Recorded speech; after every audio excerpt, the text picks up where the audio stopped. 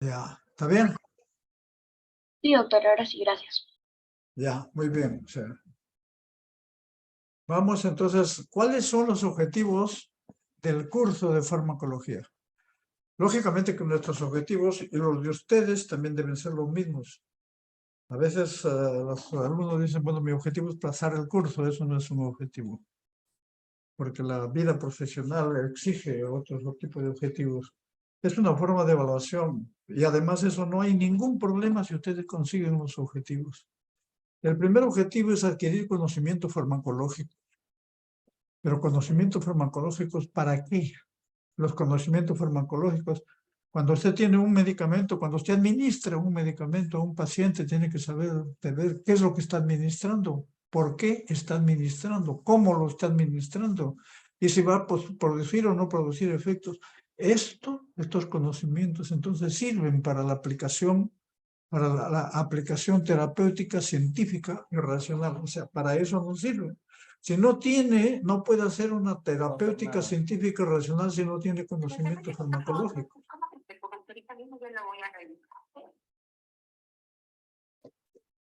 Luego, digamos, si es que, ¿y para qué? Pues a la terapéutica, para hacer diagnóstico, para hacer prevención y para hacer tratamiento. ¿De qué?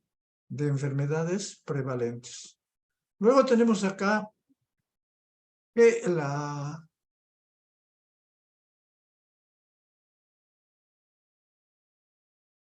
creo que hay dos que están en la sala de espera.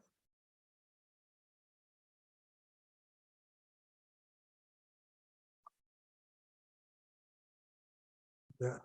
Tienen que venir más temprano, por favor. Tienen que estar a la hora. Les voy a agradecer. Los conocimientos farmacológicos son primordiales. ¿Qué conocimientos son?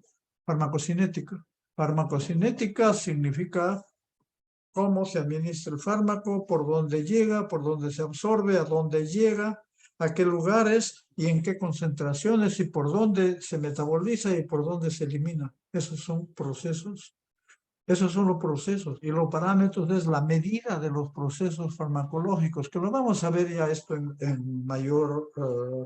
con mayor detenimiento, mayor profundidad. El otro tema a conocer, o sea, lo que estamos viendo es que ustedes tienen que saber de los medicamentos de más uso, la farmacocinética. Si no saben la farmacocinética, no pueden indicar farmacodinamia, que es cómo actúa y qué efectos produce. Y lógicamente los conocimientos derivados de estos tienen que saber para qué lo usa, en qué lo indico, las contraindicaciones, reacciones adversas. Los fármacos no solamente son buenos, también hacen daño. Y de ahí se establece un equilibrio entre lo que es el beneficio y el riesgo. Entonces usted dice, si este fármaco es muy riesgoso y el beneficio es menor, no le doy. Si este fármaco produce riesgo muy bajo y el beneficio es alto, ese es un alto beneficio, entonces sí le doy. Entonces es importante establecer, porque todos los medicamentos tienen potencialidad de hacer reacciones adversas e interacciones medicamentosas. ¿Cuáles son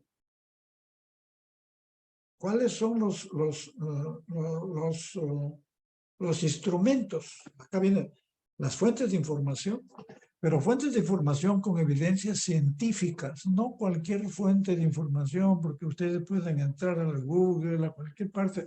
No hablamos del Google escolar, sino del Google común, o sino de los chats que envían una serie de instituciones. No necesariamente son científicas, no necesariamente. Aparecen a diario los chats promocionando diferentes sustancias. Entonces lo que necesitamos es fuentes de información con evidencia científica, y acá viene el término de evidencia, por eso es medicina basada en evidencias.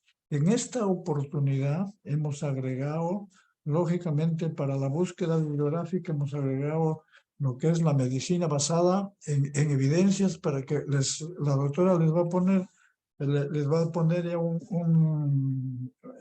PDF sobre un curso que hay de medicina para que ustedes lo vayan revisando porque es importante para los seminarios y para la búsqueda y también para su trabajo de investigación. Luego viene la investigación, que lo hacemos ya muchos años. Lo iniciaron la doctora Jurupe con la doctora Vilma y la doctora Robles.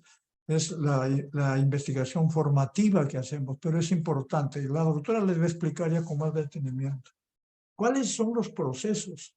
Lo que ustedes tienen que aprender es proceso de selección de medicamentos. Ustedes tienen que seleccionar, aprender a seleccionar, no los que los que le oferta la industria, les oferta bueno, le ofertan diferentes medios, no, lo que usted selecciona. La oferta lo puede almacenar y escoger dentro de la oferta, dentro de lo que hay, pero la selección debe ser más, no por la oferta, sino por lo que ustedes necesitan. ¿Qué necesito? Y de acuerdo a lo que necesito hago mi selección. ¿Y cómo selecciono? La eficacia. Ya vamos a ver qué es eficacia. La seguridad. O sea, el fármaco no solamente tiene que ser eficaz, sino también tiene que ser seguro. Que tiene que ser conveniente para el paciente. Yo no le puedo llenar de inyectables. Yo tengo un paciente que es colega inclusive. Por favor, no me indiques inyectables, no tengo venas ya. Entonces hay que buscar otro tipo de medicamento o ver otra forma. Y el costo, que es importante. Todo este proceso de selección se llama prescripción razonada o prescripción racional. O prescripción racional, que es importante. Ustedes, el objetivo principal es que ustedes aprendan los conocimientos farmacocinética, farmacodinámica, que busquen y que lo busquen en fuentes de información científica y que al final del curso ustedes sepan el seleccionar un medicamento para hacer una prescripción racional. Si no hacen una prescripción racional, prácticamente están cometiendo problemas muy serios al paciente, le ponen del riesgo al paciente, muchos tipos de riesgo. Y acá tenemos la medicina basada en evidencias, que este es el video, este es el resumen que se le van a pasar, pero para que sepan cómo es importante la medicina basada en evidencias científicas. ¿Ya? Y acá tenemos, por ejemplo, esta es la gradación de evidencias. ¿Qué significa? Las editoriales y las opiniones del experto tienen una gradación, o sea, una confianza, una baja. La serie de notificación de casos, poquito más alta. Estudios de casos y controles, que son estudios analíticos, ya tienen un poquito más de credibilidad. Pero los que tienen mayor credibilidad son los ensayos clínicos aleatorios comparativos. Y los que tienen ya máximo, la máxima, y esto sí dice, yo lo he visto en estudios de metaanálisis. Metaanálisis son estudios, investigación de los estudios de todos los ensayos clínicos existentes. Entonces, si yo tengo información de un metaanálisis, es creíble. Si yo tengo de ensayos clínicos también, pero es menos. Si tengo esto también, pero esto de acá puede que sí, puede que no. Habría que ver, evaluar bien.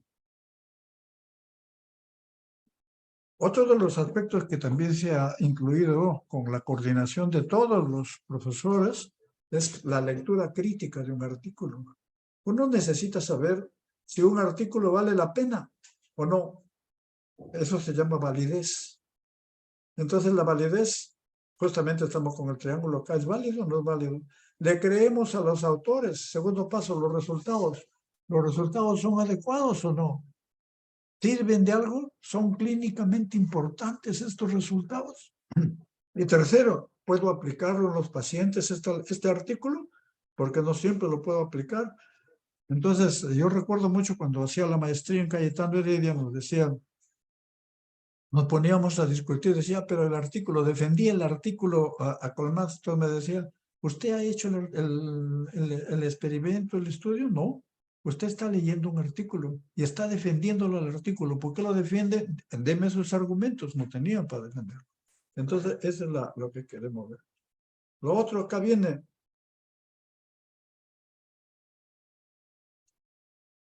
la validez de un ensayo clínico. Eso lo van a ver ustedes también. ¿Le creemos a los autores? hay aleatorización bien hecha, hay cegamiento, o sea, de estudios comparativos, cegado, que no sepa el paciente ni el médico que la administra. Todos los grupos deben ser tratados de igual manera y puede haber un buen seguimiento y análisis. Yo le explico mucho, yo recuerdo mucho de un estudio que comparamos, por ejemplo, la vancomicina con la linezolid, cuando los residentes nos presentaron un artículo que decía que había más mortalidad con la vancomicina que con el linezolid en neumonía, si bien es cierto que los resultados eran iguales, pero más mortalidad había. Entonces le dije, traigan el artículo, lo validamos, ¿y qué pasaba? En un grupo habían todos los que estaban moribundos, y en el otro grupo, que estaba con el otro medicamento que aparentemente no hubo mortalidad, estaban los que tenían enfermedad inicial. Entonces, todo eso hay que evaluar. Ahora, ¿cuáles son las competencias al finalizar el curso? Conocer los grupos farmacológicos para enfermedades prevalentes. Conocer medicamentos de cada grupo. Por ejemplo, tener una cosa es el grupo, medicamentos, por ejemplo, analgésicos. Puede ser analgésicos opioides. Y que vamos a ver, hay varios niveles. De cada nivel o subnivel debe conocer uno, por lo menos, o dos medicamentos de acuerdo a la patología. Utilización correcta de fuentes de información científica. Tengo que usar bien la información científica. Nosotros ponemos que es obligatorio que toda la información que ustedes utilicen debe ser científica, por favor, porque es difícil. Al comienzo es difícil, pero bueno, en medicina hay que hacer medicina. Es una carrera que hay que dedicarle todos los días. No es, y así que al comienzo es difícil, pero nosotros vamos comprendiendo en la medida que van desarrollando, van viendo, van aprendiendo, y eso es importante. Aplicación de fundamentos para una prescripción razonada, considerando mayor beneficio que riesgo y de los procedimientos terapéuticos. Hay un tema que también es importante, que ustedes tienen que saber, y lo tenemos incluido dentro de los seminarios, utilizar los conceptos y normas de farmacovigilancia. Farmacovigilancia es una entidad que detecta, que evalúa, y que detecta, evalúa y previene las reacciones adversas. Y lógicamente la última, desarrollar líneas de investigación formativa, que eso lo van a ver con la doctora Vilma. Este es el curso en sí, que tiene 6 unidades. Como ven, la unidad 1, aspectos generales, que vamos a verlo durante esta unidad, más la segunda unidad, generalmente tienen nexo. Es importante la primera porque tiene nexo con todas. La tercera unidad es autacoides, farmacología del sistema nervioso central y periférico. La cuarta unidad, farmacología renal, respiratorio, cardiovascular y hematológica. La quinta, farmacología uterina, endocrinológica y gastrointestinal. Y la última, farmacología autoinfecciosa y antineoplásica. Y como ven, la unidad 2 prácticamente está relacionada con todos se relacionan, pero mayormente relacionada con la 4 y la 3 con la 5. Entonces,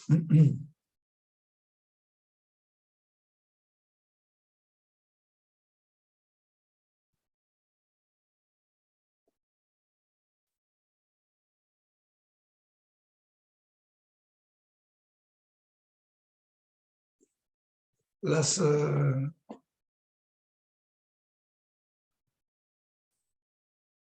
teorías son 5 horas. Lógicamente, las primeras clases son 2 horas, luego las otras son 3, pero son académicas. Ya saben la cantidad de tiempo por cada hora académica. Son 6 unidades temáticas participativas. Las prácticas son, disculpen, prácticas de laboratorio, 3 horas académicas, prácticas, los seminarios, módulos, talleres académicos. Esto, la teoría, vamos a explicarlo, las teorías que van a ser dictadas por mi persona van a ser virtuales, pero las otras teorías que van a ser dictadas por los restos de docentes van a ser presenciales. Les va a explicar ya la doctora. Las prácticas sí van a ser prácticas, sí son presenciales desde el inicio. Prácticas de laboratorio, 3 horas académicas. Tenemos ya la guía de la práctica de laboratorio que se las van a entregar. Los seminarios, módulos, talleres. Acá tenemos dos aspectos importantes. Uno, seminarios, talleres con cuestionarios estructurados, presentación de artículos y desarrollo de casos clínicos. Y el otro módulo, que esto es una introducción ya directa a la terapéutica, es módulos de farmacoterapia basada en problemas, con énfasis en la selección de medicamentos.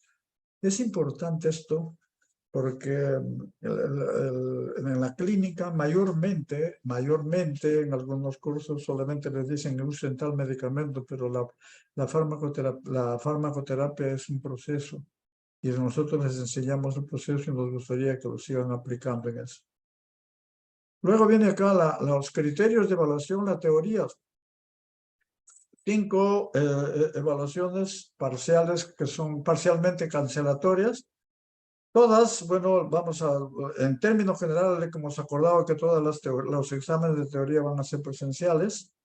80% es de las clases, 20% de la bibliografía recomendada. Desde el inicio lo vamos a hacer y lo estamos haciendo. 5 a 10% de las unidades anteriores, siempre, lógicamente con aplicación a la unidad que se está llevando. Las prácticas, acá tienen la calificación, que lo van a ver luego ya en su seminario, en sus sílabos que lo publicaron. Se califica el conocimiento, el procedimiento y la actitud, responsabilidad, y también el trabajo de investigación que tiene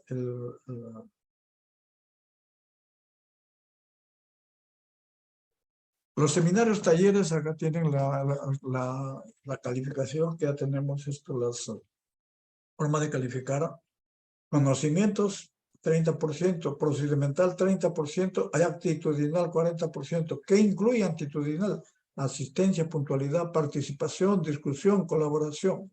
Y los conocimientos teóricos en el oral o el escrito. Y el procedimiento es manejo de la guía del seminario, resumen, comentarios, presentación de artículos. Y acá tenemos, el promedio final es teoría 50%, práctica 25, seminario 25 la práctica laboratorio. Pero, les digo desde ahora, y siempre les mencionamos, no al final, lean bien, es requisito previo fundamental para el ser promovido al curso obtener promedio aprobatorio en teoría y en práctica. El promedio aprobatorio, lógicamente, después de los sustitutorios. Si tiene un promedio de 11, pasa, en tanto en teoría como en práctica. Si no tiene promedio de teoría y tiene en práctica más nota, no se promedia. No se promedia. Requisito indispensable es que se apruebe la práctica y se apruebe la teoría. Y en la práctica, lógicamente, hay más oportunidades, pero de todo, porque es importante. Usted no puede hacer práctica si no tiene conocimientos de teoría. La información general acá es, bueno, ya me dijeron un delegado, pero de cada grupo un delegado para coordinar las actividades académicas o en caso de recuperación por días feriados o otra eventualidad, etcétera. Pero, aparte de eso, los delegados tienen mi número, o el que no tiene lo va a tener, pero yo les voy a agradecer que la comunicación de todos sea a través del correo institucional. Solamente para situaciones a través de sus delegados se pueden comunicar conmigo, pero ustedes comprenderán, porque son muchos alumnos, entonces para eso son los delegados. Las actividades de semestre son teorías virtual y lo otro prácticas son presencial, ¿de acuerdo? Les voy a agradecer un aspecto a todos. Por primera clase, bueno, no voy a pasar inclusive lista, pero por favor, lleguen temprano. La próxima soy bien estricto, empiezo a pasar lista a las 8 en punto. Si no están, aunque lleguen después, ya no les tomo en cuenta. Por favor, creo que debemos ser disciplinados. Ustedes mismos y yo mismo, cuando yo voy a un consultorio, me citan a las 8 y me atienden a las 2 de la tarde. No está bien. Para eso es la hora. Acostumbrémonos. En aplicación de los reglamentos de evaluación hay dos reglamentos. Nosotros aplicamos dos. Uno del estudiante de la Universidad Ricardo Palma, aprobado mediante resolución de Consejo Universitario, y el otro reglamento de la Escuela de Medicina. O sea, aplicamos los dos. Por eso es que nosotros consideramos que aplicando los dos tienen que aprobar la teoría y tienen que aprobar la práctica. Entonces, para ser promovido, debe haber asistencia a las actividades mínimo el 70%. Si pasan, si no está justificado y no asisten al 70%, al final ya calculamos, ya no los llamamos. Aprobar el promedio de teoría con nota mínima de 11. Aprobar el promedio de práctica con nota mínima de 11 también. Luego, las inasistencias pueden ser justificadas, lo van a ver, esto está en el sílabus. Los exámenes de rezagados no hay rezagados. Los rezagados, los que no pueden dar justificados, van a dar exámenes de sustitutorios. Eso ya lo evaluamos al final. El examen sustitutorio, nosotros elegimos 2 exámenes sustitutorios, pero solamente dan uno, pero elegimos 2, los de menos rendimiento, y con eso se programa el final de curso. El alumno tiene derecho a un examen sustitutorio y estas son las condiciones. Hay un sistema de evaluación continua en la práctica y en el seminario taller que les va a ir explicando la doctora. Ahora vamos, doctora Vilma, por favor, no sé si puede.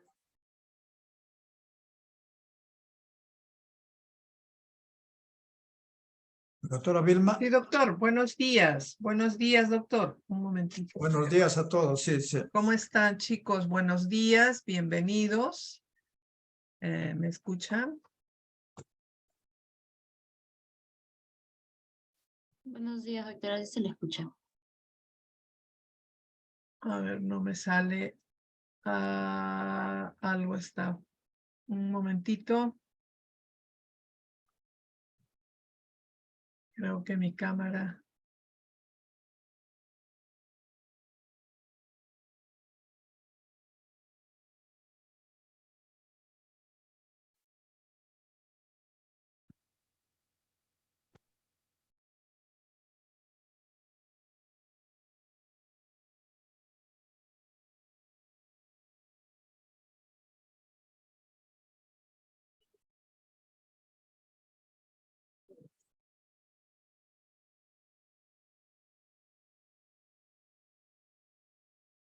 Ok, ahora sí, ¿me escuchan?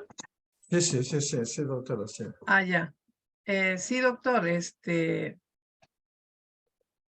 bienvenidos, chicos, al colegio, a la clase, a la universidad, a la Facultad de Medicina Humana, al curso de farmacología. Bienvenidos y vamos a trabajar en equipo, vamos a desarrollar el curso de manera coordinada para que pues su estancia en este semestre y en este curso sea exitosa tanto para ustedes como para nosotros. Como ya ha mencionado el doctor, en este semestre tenemos las teorías, una parte de las teorías virtuales y otras de manera presencial. Yo ya les he enviado a ver si me permite compartir. No me permite compartir, pero en el aula virtual les he enviado un documento donde están los horarios, las aulas. Algunas aulas se han modificado en el transcurso de la matrícula. Entonces, inclusive el aula de teoría falta que incluirla en cuanto me la asignen, porque va a ser un auditorio, yo se las voy a colocar aquí, ¿ya? Doctor, si me permite para compartir pantalla, si me coloca como coanfitrión. Y lo otro, que en esta semana solo van a asistir en horario de práctica de laboratorio. El horario de seminario no, porque la práctica de laboratorio 1, el seminario taller número 1, lo vamos a desarrollar juntos en el horario de práctica de laboratorio. ¿Ya? Doctora, ya le Ahora puse. sí, aquí está. A ver. este documento yo se los he enviado, ¿ya? Aquí tienen el horario. Este horario, estas aulas no van a ser las asignadas porque en este grupo tenemos 90 matriculados y esta aula es solo para 78. Nos están cambiando por un auditorio. Igualmente para el grupo 2, ¿ya? Que también tiene esta... Ah, ¿no se visualiza mi pantalla? ¿Se visualiza? Ah, ahora sí. Ya, entonces les mencionaba que yo les he enviado al aula virtual, pueden encontrar este documento, ¿ya? Con la información de horarios, ¿ya? La teoría, como les mencionaba, el doctor Sangay las va a dictar de manera virtual, pero cuando corresponda a otros docentes, como es el doctor Okamoto, el doctor Cisneros, mi persona, pues la vamos a hacer de manera presencial, ¿ya? El aula que figura en la guía de matrícula y que aún la mantengo aquí, se va a cambiar por un auditorio, porque en el grupo 1 tenemos 90 matriculados, ¿ya? Y esta aula es para 78, tiene aforo 78. Las aulas y laboratorios que le corresponde a cada subgrupo, ¿ya? Para su clase de seminario taller, su práctica y laboratorio. Aquí hay un error porque esta aula no existe. La vamos a ya en el transcurso del día, hoy y mañana, pues solicitaré a la oficina de registros y matrícula que la corrijan, ¿ya? Y igual en este grupo, bueno, ustedes no son del grupo 2, pero igual vamos a ver el mismo detalle. Y luego les he considerado, también les envié este comunicado para que tengan en cuenta que hoy día todos asisten en solo en el horario de práctica de laboratorio, ¿ya? Y en esta clase... Esta pues, semana. sí, solo por esta semana. A partir de la semana 2, ya práctica de laboratorio en su horario y seminario taller en su horario en que ustedes se han matriculado de acuerdo al subgrupo y al aula que le corresponde, ¿ya?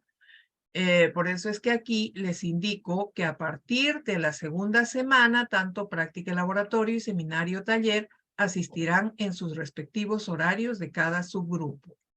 Bien, y aquí les he hecho ya un resumen de la teoría, o sea, esto está en el sílabo, pero por el motivo de la virtualidad y la presencialidad, ¿en qué fecha les va a tocar virtual y en qué fecha presencial? Recuerden que su teoría de ustedes es lunes y miércoles. Esta semana la teoría es virtual, ¿ya? Que la va a dictar el doctor Sangay, pero la próxima semana, el lunes, tienen presencial porque la va a dictar el doctor Cisneros y el miércoles virtual. Entonces, este documento ya se los he colocado ya en PDF para que ustedes lo tengan a la mano y sepan cuándo le va a corresponder virtual y cuándo presencial. Entonces, está semana a semana por fecha y hasta la última clase, ¿ya? Entonces, esto es bueno que lo tengan a la mano en su agenda para que no se vayan a confundir. No, yo pensé que era virtual, yo pensé que era presencial. Bien, entonces vamos a estar coordinando, muy atentos a nuestras actividades, chicos. Las coordinaciones, bueno, esperemos ya que a mí también me ha escrito el delegado, la delegada. Entonces, estar atentos para cualquier coordinación. Ojo que las consultas, siempre el alumno la tiene que hacer de manera directa a su docente, ¿ya? De práctica, laboratorio, seminario, taller. De lo contrario, está el coordinador de práctica, el coordinador del curso, que es el doctor Sangay, y siempre aquí se cumple la programación. Es más, no tienen ustedes que preocuparse por buscar nada. Todo lo que está programado en el sílabo y en las guías, tanto de seminario, taller, como de práctica de laboratorio, se cumplen. Entonces, hagamos que este semestre sea exitoso, que sea fructífero para ustedes, para nosotros, para la facultad, para la universidad y en especial para el país. Entonces, chicos, maximicemos los esfuerzos para que ustedes académicamente pues tengan éxito, no solo en este curso, también en los cursos en sus otros cursos, ¿ya? Y pues nada, ya nos conoceremos a partir del día de mañana y el día jueves en la primera clase presencial que tengamos en el laboratorio, del cual lo estaremos esperando. No sé si tengan alguna pregunta. Doctor, muchas gracias. Gracias a usted, doctora, gracias a usted.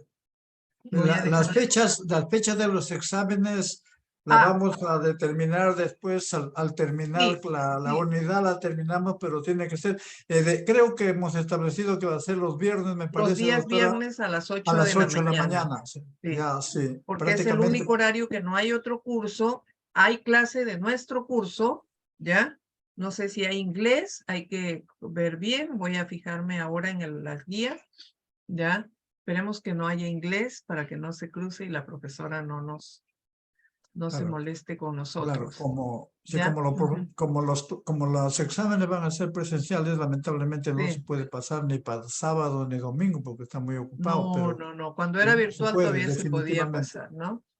Entonces antes podíamos hacer, ahora tiene que ser, por eso hemos considerado los viernes, con anticipación, para que otros Ujú, cursos ujú. no tengamos cruce con otros. Y No, generalmente el porque es 8 de viernes la mañana. prácticamente, Los otros cursos toman al mediodía.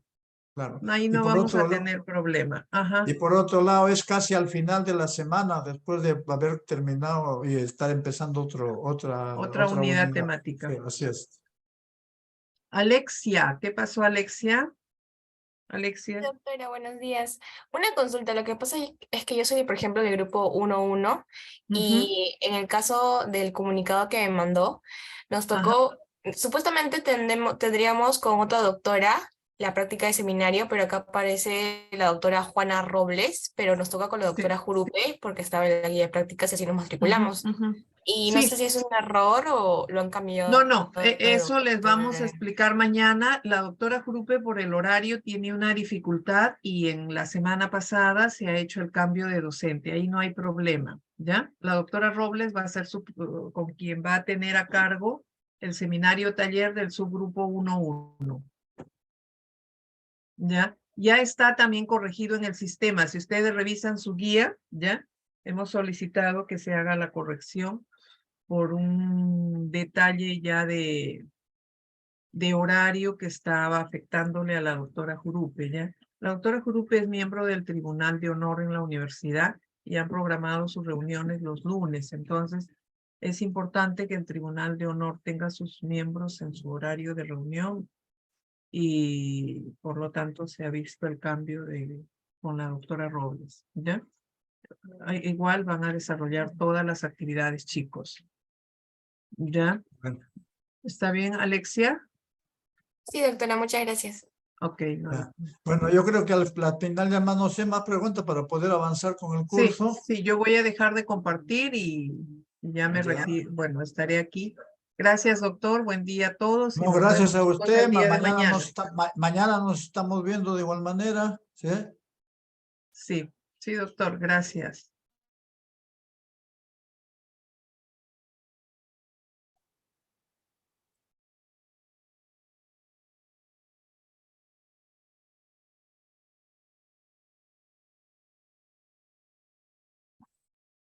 Bueno, vamos a empezar la clase.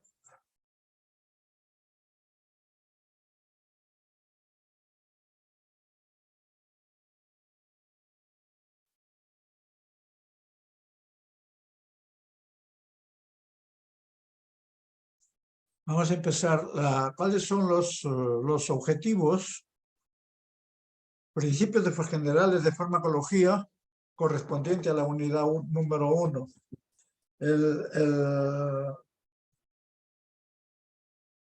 ¿Cuáles son los objetivos? Definir la farmacología y sus alcances. O sea, ¿cuál es la importancia de farmacología? Ya lo hemos mencionado al inicio. Es importante para establecer la terapéutica racional adecuada y después vamos a ver lo que significa ¿no? Hay muchos términos que lo vamos a ir explicando en el desarrollo del curso. definir el concepto de fármaco y medicamento. Esto es importante. Por ejemplo, el Baigón es un fármaco, pero no es un medicamento. El paracetamol es un fármaco, pero es un medicamento. Entonces, ¿cuál es la diferencia entre fármaco y medicamento? Los fármacos, tanto el fármaco, todos los fármacos prácticamente interactúan con los componentes moleculares, con los componentes orgánicos, y como producto de esa actuación hay efectos. Hay modificación de los efectos fisiológicos. Ese es un fármaco. Pero el medicamento es un fármaco que se usa para tratar, para prevenir o para diagnosticar enfermedades. Entonces, ese es el medicamento. En cambio, el fármaco solo, Baigón, no se usa para prevenir, al contrario, es un veneno. Entonces, hay una diferencia entre lo que es un fármaco y medicamento. El fármaco en Estados Unidos y en otros no le llaman fármacos, sino le llaman drogas. Y nosotros le llamamos, tal es así que la FDA, la Food Drug Administration, prácticamente drogas. Acá en el país llamamos drogas a los fármacos que son de consumo ilícito. Luego tenemos como tercer objetivo conocer la terminología farmacológica y las diferentes denominaciones de los fármacos. Conocer los estudios de procesos farmacológicos y conocer las diferentes vías de administración. Acá tenemos, ya hemos dicho lo que es fármaco-droga y qué es un medicamento. ¿Y cuáles son los alcances de esto? Obtener el efecto sobre el proceso patológico, o sea, que ya sea mayor el beneficio que el riesgo. Ya hemos mencionado que todos los fármacos son potencialmente dañinos, Y ese daño puede ser del de más leve, que uno lo puede pasar desapercibido, hasta mortal. Entonces, por eso es que es importante. Yo cuando tengo que escoger un medicamento que produzca beneficio. Hay muchos fármacos que no tienen demostración, beneficios demostrados, sino lo que dicen puede ser, por acá me parece, yo he visto 2 pacientes, ¿no? Ese no es el beneficio es científico, lo mismo el riesgo. Provocar efectos tóxicos en microorganismos. Pueden ser parásitos, hongos, virus que están de moda. Provocar en células neoplásicas también. ¿Cuál es ya hemos mencionado desde el comienzo que la farmacología es una herramienta fundamental en la terapéutica. Usted no puede aplicar terapéutica si no conoce farmacología. Y acá tenemos los productos farmacéuticos. Acá tenemos esta es la ley de productos farmacéuticos de la DGMIT.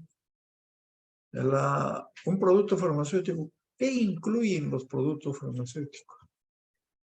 Que sobre esto hay muchas controversias, pero es medicamentos, productos biológicos. Los medicamentos y los productos biológicos son los que se ven tienen que registrarse en la DGMIT, pero previo, digamos, evidencias de eficacia y de seguridad, medicamentos. En el país tenemos registrado más o menos 18 o 20,000 medicamentos. En Estados Unidos tienen 6,000, 7,000 no tienen más. Entonces, de ahí la importancia es que nosotros nos copiamos de muchas farmacopeas. Y dentro de esto hay medicamentos herbarios que en la actualidad también se están pidiendo ya estudios de eficacia, de seguridad. Pero los productos naturales de uso en salud, productos dietéticos y edulcorantes, pueden tener efectos dañinos, pero no les piden estudios de eficacia, no les piden estudios de seguridad. Y ustedes verán productos naturales que salen por televisión a cada rato, con muchas promesas terapéuticas, pero que al final nunca han demostrado nada. Entonces, por lo tanto, nosotros no lo consideramos bases científicas para la terapéutica. Actualmente, lógicamente que No estamos desconociendo las propiedades de los recursos naturales. Los recursos naturales tienen propiedades. Pero una cosa es el recurso natural usado per se y otra cosa es el procesado. Y aún así los recursos naturales mismos ya han aparecido. Antes se usaban solamente porque lo usaba el presidente, lo usaban ciertas culturas, etc. Actualmente tiene que ya tener evidencias, porque ya están apareciendo reacciones adversas, interacciones medicamentosas. Bueno, los productos galénicos son preparados de composición conocida, rotulado, envasado por el... Eso generalmente en dermatología hay en las farmacias los productos galénicos. Las ramas de la farmacología, o sea, ¿cuáles son? Farmacoquímica, es importante.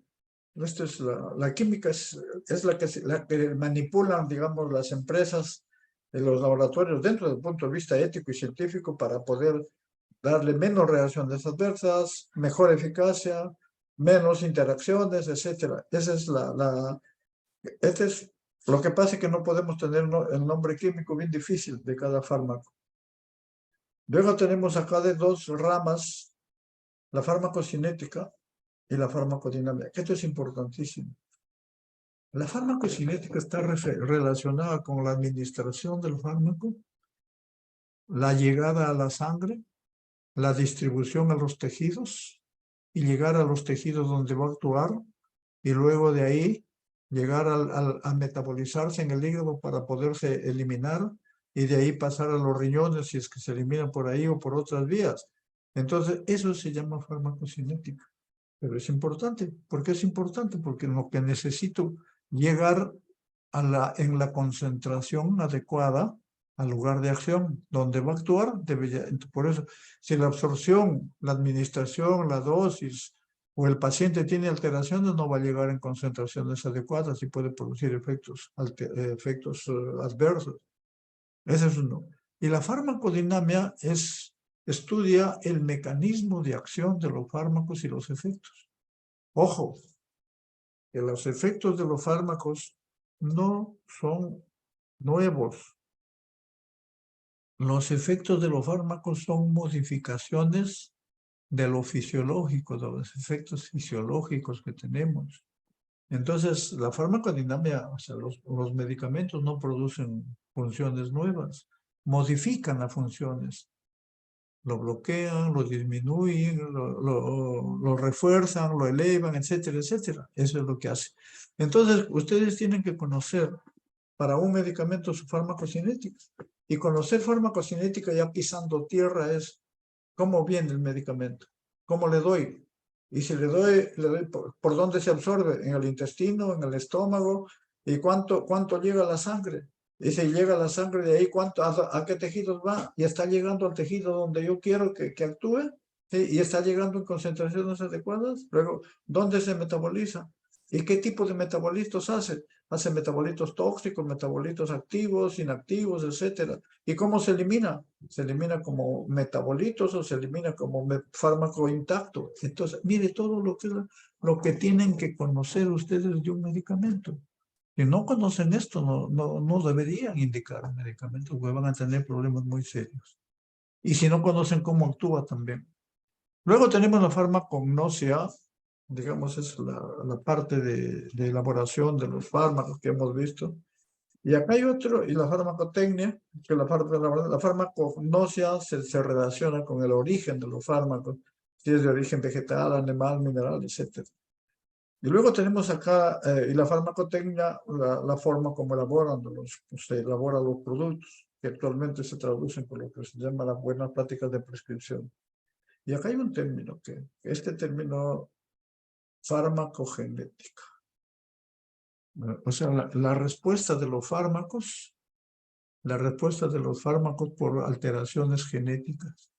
Y se ha visto en reacciones adversas, interacciones, ahora actualmente en enfermedades, ahora actualmente en tratamiento. La farmacogenética y la farmacogenómica está prácticamente revolucionando en la terapéutica.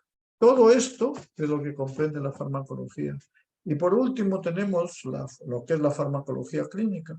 es la farmacología en humanos, la farmacología en pacientes. Y la farmacología en humanos incluye ya varios aspectos que vamos a ver, que incluye la farmacoepidemiología, que también lo vamos a ver luego. Pero es importante que ustedes conozcan todo esto, todo lo que existe acá.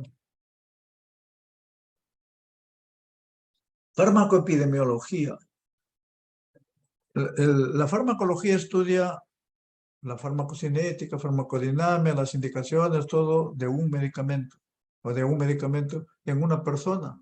Pero la farmacoepidemiología en gran número de personas, en grupos inclusive, estudia el seguimiento de los efectos en la sociedad. Por ejemplo, yo recuerdo mucho cuando rotaba afuera, un farmacólogo dijo, esta paciente es oriental, y la farmacocinética de los orientales tienen problemas con el metabolismo, o sea que ellos con su máquina, con su computadora, calculaban la dosis, por eso es importante en ese contexto. Otro caso que vimos es, por ejemplo, la brucelosis en Malta, prácticamente con 2 medicamentos. Ellos tenían un metabolismo, lo que se llaman metabolizadores rápidos, y por lo tanto se suspendían los efectos. Entonces es importante. Estudia los determinantes características del uso de fármacos en grandes poblaciones. Pero lo más importante es que analice el impacto de los fármacos en la práctica clínica cotidiana. ¿A qué me refiero esto? Para que se apruebe un medicamento, como vamos a ver luego, se necesita la fase 3. Estudios preclínicos, estudios clínicos, y luego de la fase 3, pero que son en poblaciones se han seleccionado los fármacos, criterios de inclusión, exclusión, y luego pasa ya a la comercialización. Pero cuando ya se comercializa ya no se usa de la misma forma como se usaba en los estudios, ni hay el mismo control. Entonces, los resultados de eficacia pueden ser diferentes y ahí se llama ya efectividad.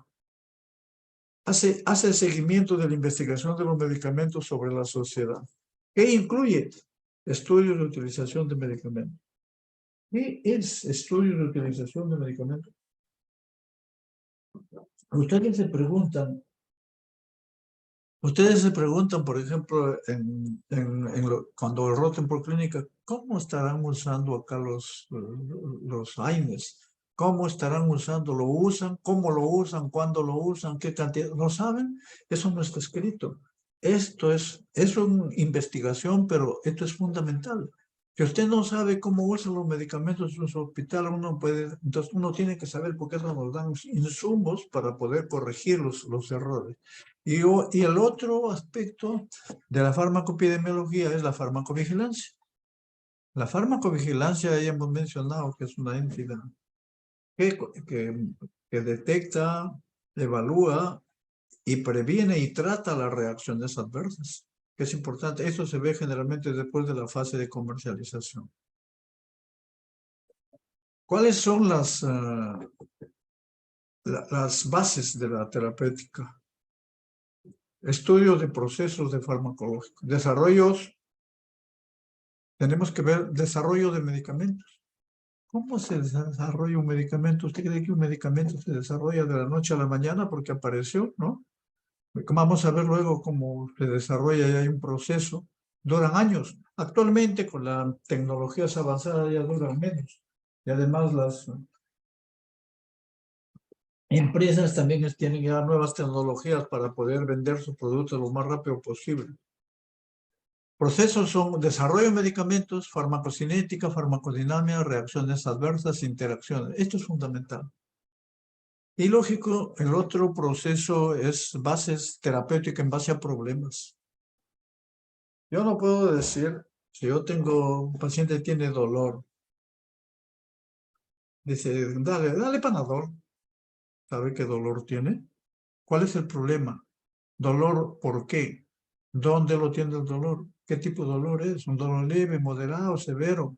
¿Es un dolor neuropático o es un dolor somático? ¿Es un dolor nociceptivo? ¿Qué tipo de dolor tiene? De acuerdo a eso es proceso terapéutico sistematizado en base a problemas, que eso lo van a hacer ustedes o lo vamos a hacer con nosotros en los seminarios talleres.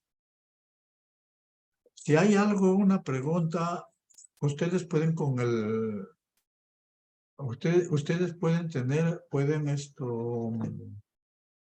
interrumpir con el chat, pueden preguntar, ¿ah? O sea, o al final, les voy a agradecer que pregunten si es que no hay algo que no lo están comprendiendo. Doctor, ¿solamente en el chat o podemos abrir ese micro directamente, doctor? ¿Cómo? ¿Podríamos abrir ese micro directamente o escribimos en el chat? Escríbalo mejor, no le estoy escuchando bien, escríbalo, sí. Doctor, ahí sí me escucha. Tenía una consulta, doctor, acerca de los productos galénicos. Había encontrado que también lo realizan los propios farmacéuticos. O sea, en plena botica lo preparan. Los productos galénicos generalmente son los que lo hacen en las farmacias actualmente. Usted le dice, deme una crema o prepáreme un jarabe a base de tal, los componentes le dictan. Y eso era básico hace muchas décadas o hace siglos, donde la terapéutica era base de productos galénicos porque no existían muchos medicamentos. Ya con el desarrollo de medicamentos ya ha cambiado y los productos galénicos ya se han prácticamente circunscrito generalmente a productos dermatológicos o algunos productos sintomáticos. ¿Alguna pregunta más? Sí, doctor. En el caso, por ejemplo, de lo que es la vitamina C, ¿es un fármaco o no es un fármaco, doctor? No, la vitamina C, lógicamente, cuando usted lo da como alimento, no, pero un fármaco, ya existe fármaco como vitamina C. ¿Y qué necesita para hacer medicamento? La vitamina C necesita la concentración.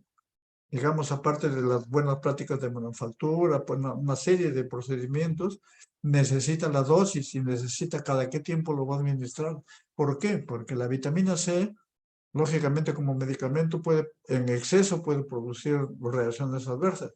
Y si no llega en cantidades adecuadas, no le va a producir ningún efecto. Y además tiene que sumarlo a la vitamina C que ingiere con alimentos. O sea, los medicamentos las vitaminas están consideradas dentro de medicamentos. Voy a tratar de incluirles la farmacopea, no la farmacopea, sino el petitorio medicamento para que sepan un petitorio de medicamentos del MINSA. Voy a hablar con la doctora para que lo ponga en la guía. ¿Alguna pregunta más? Bueno. Doctor, no me quedó claro. Entonces, la vitamina C no sería un fármaco, sino sería un medicamento, que el medicamento sí se No, diferencia. claro, pues un medicamento. Sí. Fármaco también es fármaco, pero es medicamento. Claro, Un pero medicamento sería un producto de... Un minutito. Todos son fármacos. El fármaco es una sustancia química que se interrelaciona con los componentes del organismo. Entonces, pero el medicamento, siendo un fármaco, ya está dirigido a tratamiento, a prevención, por ejemplo, para prevenir el COVID, se usa vitamina C. Ese es un medicamento. Pero es un fármaco, pero es un medicamento. Pero hay fármacos que no son medicamentos, sino son tóxicos. ¿Ya? Bueno, vamos a continuar. ¿Qué factores de clasificación para los medicamentos? Acciones farmacoterapéuticas, por ejemplo, los analgésicos no opioides, los AINES, o los paraminofenoles, vamos a ver. Clase farmacológica, antiinflamatorios no esteroideos. Es la clasificación para medicamentos. Acciones moleculares, como inhibición central de COX-2, que son los paraminofenoles. Otros fármacos, la fuente, la química. Estas son la clasificación. De cualquiera de ellos las pueden emplear. Ahora viene el desarrollo de medicamentos. Para que vean, o sea, ¿qué pasa? ¿Cómo es el desarrollo de medicamentos? O sea, este IND es una investigación de medicamentos nuevos. Y este es aplicación de medicamentos nuevos o de drogas nuevas. Esta raya acá. Lógicamente pasan tiempo, o sea, un medicamento no puede salir al mercado. Después de esta rayita pueden salir al mercado a comercializarse. Algunos lo venden acá por internet, por eso, pero no. Tiene que tener todos estos estudios. Y hay estudios que son estudios preclínicos y hay estudios que son clínicos. Y hay estudios que son o sea, la fase 4. Acá es donde entra a tallar ya la farmacovigilancia y los estudios de utilización de medicamentos. Entonces, mire, ¿en qué consisten los estudios preclínicos? La síntesis química y el desarrollo de la formulación tienen que ver la eficacia en animales modelos, que sean animales que puedan tener casi la misma fisiología que el ser humano. El desarrollo de un ensayo se hace el estudio de la farmacocinética y la farmacodinamia en los animales de experimentación. Y se ve la farmacodinamia, se ve cómo actúa el medicamento, o sea, cómo actúa. ¿Y eso lo hacen en productos naturales? No lo hacen. Entonces, esto es cómo actúa el estudio. Los estudios de toxicidad en animales y toxicidades en todos los parámetros. Entonces, ese se les llama desarrollo fase preclínica. Y luego que han desarrollado esta fase, van nuevamente a la FDA o van acá al INS o a la DGMIT para que les permita, si estos son adecuados estos estudios, para que les permita hacer, no les permita vender, les permita realizar los estudios clínicos, que son en tres fases, los estudios clínicos. Uno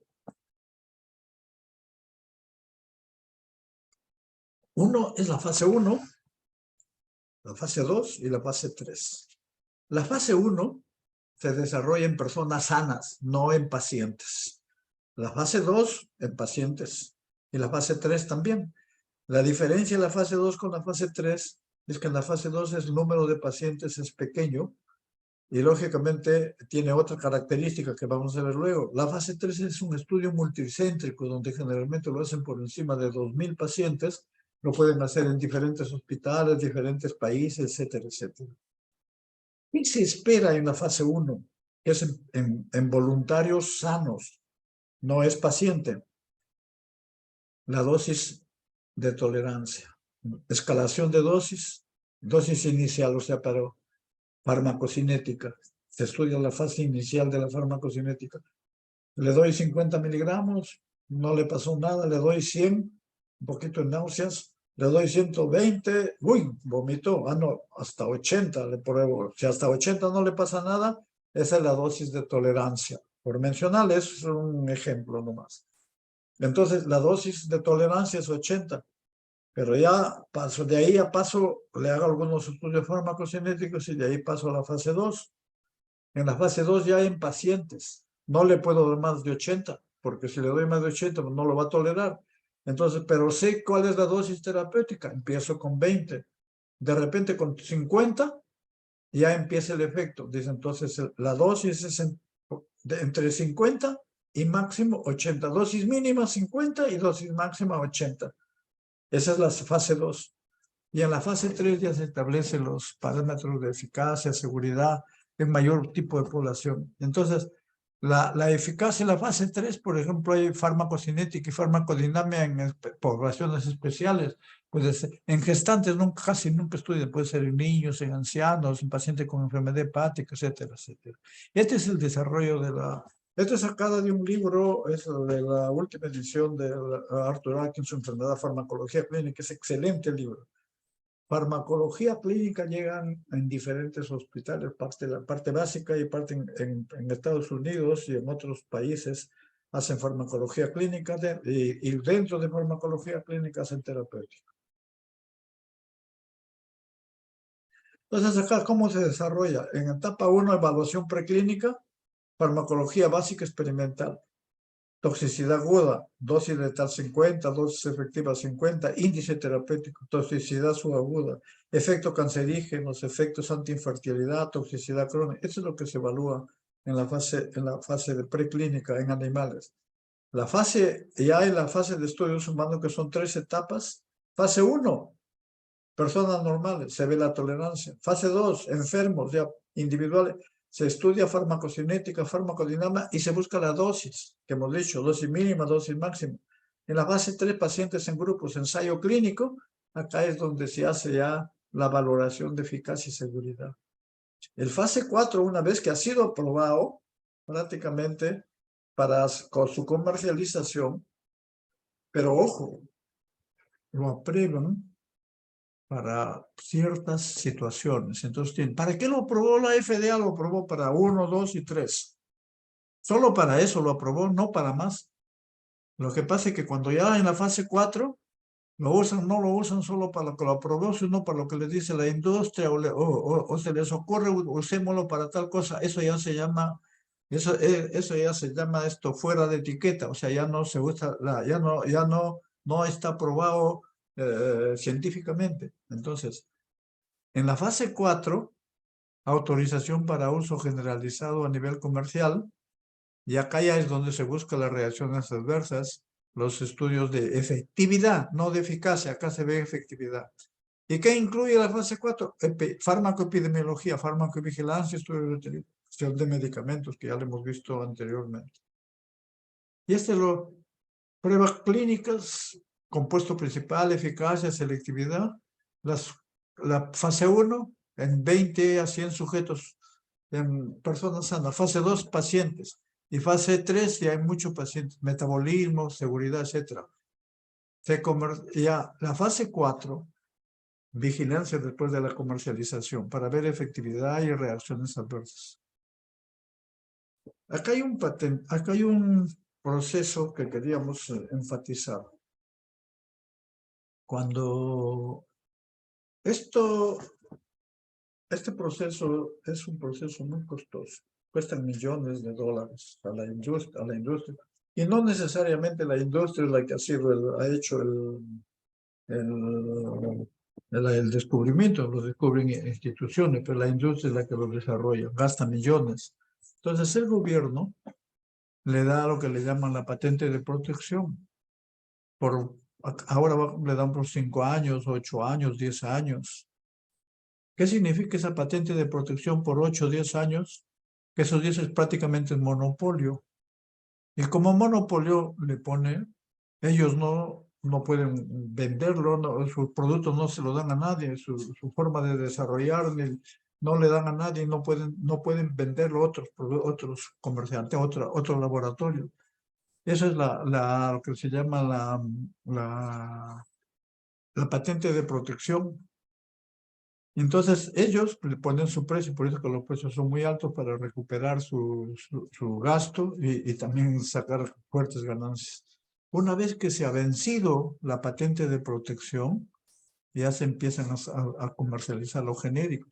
El genérico es igualito, que tienen algunas diferencias que lo vamos a ver posteriormente, en ciertos casos, sobre todo en tabletas, pero después tienen las mismas características. Entonces, cuando ya vence la patente de protección, se copian la fórmula, se copian, la alquilan, la prestan, la venden, etcétera, etcétera. Y ellos lo producen, se comercializan los genéricos. Y estos genéricos, lógicamente, ya no tienen el costo que tienen esto. Por eso que son baratísimos. Cuando dicen demasiado barato, no, señor. Porque cuando venden, yo he participado en licitaciones y cuando he visto, lo compran en quintales, la materia prima lo compran en quintales, tanto los de marca como los genéricos lo compran en quintales. Claro que hay algunas materias primas de mejor calidad y todo, pero el producto, las características químicas, todas son iguales. Entonces, no hay que desperdiciar los genéricos. Acá vienen los niveles de acción de los fármacos. Mire, el fármaco ingresa por el organismo, va a los sistemas, luego va a los órganos, va a la célula, va a las organelas y va a las moléculas. Y de ahí actúa a nivel molecular, a nivel intracelular, a nivel celular, a nivel de órganos y tejidos, a nivel de sistemas o aparatos, y luego a nivel del ser humano y a nivel de la sociedad diferente. Entonces, este es el nivel de acción de todos los fármacos. O sea, no actúan hasta de nivel molecular, intracelular, órganos, sistemas, aparatos, etcétera, etcétera. Acción y efecto de los fármacos. La acción farmacológica es la modificación que produce una sustancia, ya sea incrementándolo, o sea, es la acción farmacológica. Y el efecto es la respuesta de esa acción. Por ejemplo, el que hace la acción de un antihipertensivo produce de vasodilatación. Y como vasodilatación baja la resistencia vascular periférica y baja la presión. Entonces la acción es generalmente modifica, por ejemplo, la resistencia vascular periférica modifica las acciones fisiológicas, eso ya lo hemos visto. Acciones farmacológicas, estimulación, aumento de la función, la cafeína es un estimulante, la depresión, disminución de la función, los hipnóticos, sedantes, irritación, los purgantes, reemplazo, por ejemplo, ejercida por fármacos usados en enfermedades carenciales, la vitamina B12. Algunos, por ejemplo, hay deficiencias en vitamina B6, en vitamina C, y por eso la pregunta de su compañero es interesante porque pueden darle, es un medicamento, vitamina es como terapia de reemplazo o como terapia, digamos, de prevención también. Por ejemplo, vitamina B12 en anemia perniciosa, insulina en diabetes, se reemplaza. Antiinfecciosa, ejercida, vienen los antivirales, los antibacterianos, antiparasitarios, antimicóticos, etc. Ahora vienen los parámetros farmacocinéticos. Como nos hemos demorado un poco en el inicio, prácticamente hasta dónde llegamos y la próxima ya continuamos con el resto. Vamos a ver al principio la farmacocinética. La farmacocinética tiene dos componentes. Uno son los procesos y otros son los parámetros. Procesos farmacocinéticos son, ¿por dónde lo administro? Vía oral. De ahí, ¿dónde se absorbe? ¿Se absorbe en el estómago o se absorbe en el intestino? ¿Por dónde se elimina? ¿Se elimina por heces o no se elimina? ¿Por dónde de ahí llega a dónde? A la sangre. Y en la sangre, ¿a dónde va? ¿A qué tejidos va con mayor cantidad? ¿A qué llega al lugar donde queremos que actúe? Sí. Y luego de ahí se metaboliza. ¿Dónde se metaboliza? ¿En el hígado o en otros lugares? ¿O hígado y otros lugares? Y luego de ahí llega a la sangre y de la sangre se elimina por riñón. Esa es farmacocinética. Esos son los procesos. Pero ¿cómo mido esos procesos? Esos procesos los mido con lo que se llaman parámetros farmacocinéticos. Por ejemplo, veo cantidad de absorción, veo lo que es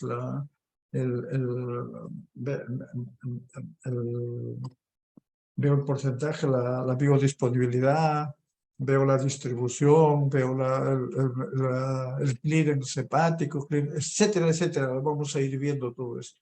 Pero es diferente parámetro farmacocinético con un proceso farmacocinético, que al final, lógicamente, los parámetros dependen de los procesos.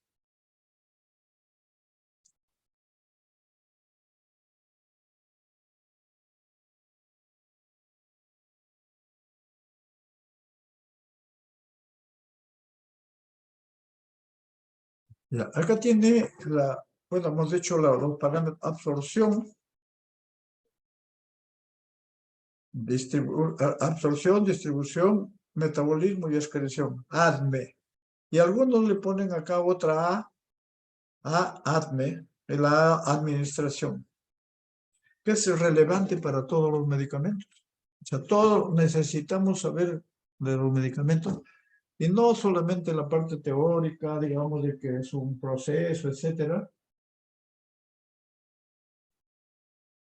Y no necesitamos saber, digamos, qué es lo que pasa. Ustedes ingieren un medicamento, le dan a un paciente qué es lo que está pasando, dónde se absorbe y qué necesita. Entonces, ustedes saben que el medicamento interacciona con el organismo. Entonces, si es un medicamento por vía oral, ¿qué va a pasar? Depende de su esófago, depende de su estómago, depende de su intestino, de la integridad anátomo-funcional en la absorción. En la distribución depende de vamos a ver otros aspectos luego. Y así en la eliminación depende del riñón, en el hígado depende del hepatocito. Entonces, hay una relación no solamente del medicamento, sino una interrelación con las unidades anátomo-funcionales.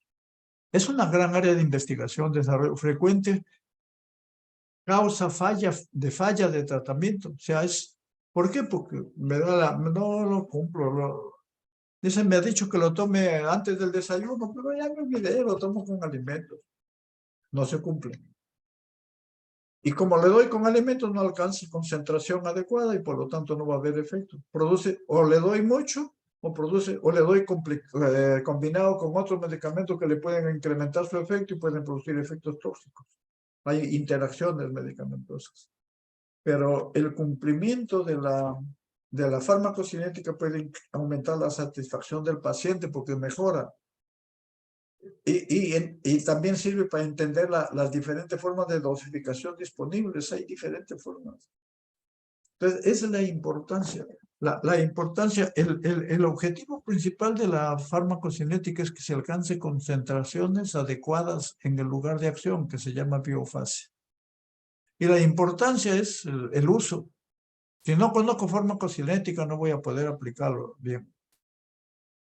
Y acá tiene las interrelaciones. Entran, por ejemplo, dosis del fármaco, se libera, se absorbe, va a la sangre, de la sangre va digamos, al compartimento. Hay una parte que se une a las proteínas y otra parte libre. Esta parte libre es la que se va a ir al lugar de acción.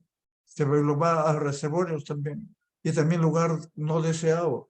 Y esta parte libre es la que regresa y lógicamente se metaboliza y otra vez regresa y de ahí se elimina. Este es el proceso. Absorción, distribución, metabolismo y eliminación. Y excreción. Tanto la biotransformación como la excreción se le denominan eliminación porque la biotransformación es para ya transformarlo poco a poco en productos que se puedan eliminar. Y acá tiene los factores para la variabilidad de los efectos observados. ¿Qué significa esto? De acuerdo a la dosis, la absorción, o sea, es importante, hay dosis. Y hay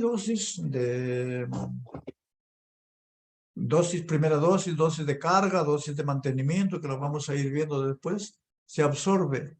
Y ahí llega en la sangre, llega el plasma, llega el fármaco, parte se une a las proteínas y parte es libre. Pero esta unión no es irreversible, esta es reversible. A medida que esto se va liberando de acá también. Esta parte libre es la que se va a unir a todos los tejidos. Esta es la parte en la que se distribuye. Es la parte que produce el efecto. Es la parte que se elimina. Y es la parte que se metaboliza. No es la unión proteica, sino es la fracción libre. O sea, la fracción libre es fundamental. Entonces, por ejemplo, tenemos en caso de anticoagulantes, la warfarina tiene una fracción libre del 2% y 98% de fracción unida a las proteínas. Si yo no tengo proteínas, de repente la fracción libre ya va a ser, ¿cuánto? Ya no va a ser 2, puede ser 10. Y si es una fracción libre de 10, uy, me va a producir efectos tóxicos porque su efecto es anticoagulante, me puede producir sangrado. Entonces es importante tener en cuenta la fracción libre. Acá las concentraciones objetivos, o sea, la dosis es importante, dosis inicial, la dosis que llegue al lugar de acción, porque una cosa es la dosis que llegue a la sangre, otra cosa es que llegue al cerebro, por ejemplo, o a los huesos.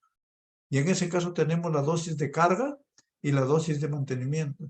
Esto lo vamos a ver ya en la próxima clase, pero la dosis de carga significa que con esa dosis de carga usted alcanza rápidamente el estado de equilibrio y no hay ningún problema. En cambio, con la dosis de mantenimiento tiene que pasar 4 o 5 dosis con vidas medias para que alcance el estado de equilibrio y el efecto se ve más retardado.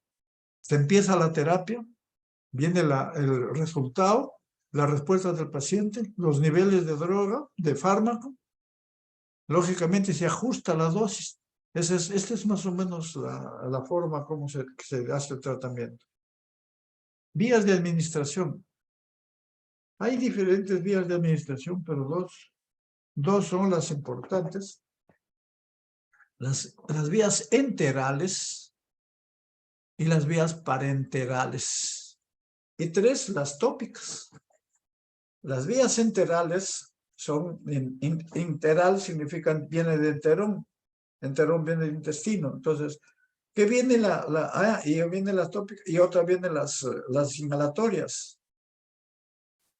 ¿Cuáles son las enterales? Sublingual, debajo de la lengua, la oral, esas son las enterales. Y la rectal también son enterales. ¿En qué se diferencia la sublingual de la oral? Que la sublingual va directamente a las hocicos, va directo a la circulación sistémica. Y llega rápidamente, y llega en la misma cantidad, casi el 100% llega a la circulación sistémica. En cambio, la oral primero llega al estómago, al intestino, y después va por la porta al intestino, por la porta va al hígado, y de repente se metaboliza en el hígado antes de irse a la circulación sistémica. Entonces la cantidad que llega por vía oral no es la misma que llega por vía sublingual. Entonces es diferente. Por ejemplo, cuando yo doy sorbide sublingual para una angina de pecho, le doy de 5 miligramos. Pero cuando le doy por vía oral, y me produce el efecto a los segundos, o al minuto, 2 minutos. Cuando lo doy por vía oral, me va a producir el efecto prácticamente a la hora, a las 2 horas. ¿Por qué? Porque todo el proceso. Esa es la diferencia. Y la rectal se diferencia porque la rectal tiene la mitad, tiene fenómeno primer paso, o sea, metabolización previa, y la otra mitad va directo a la sangre.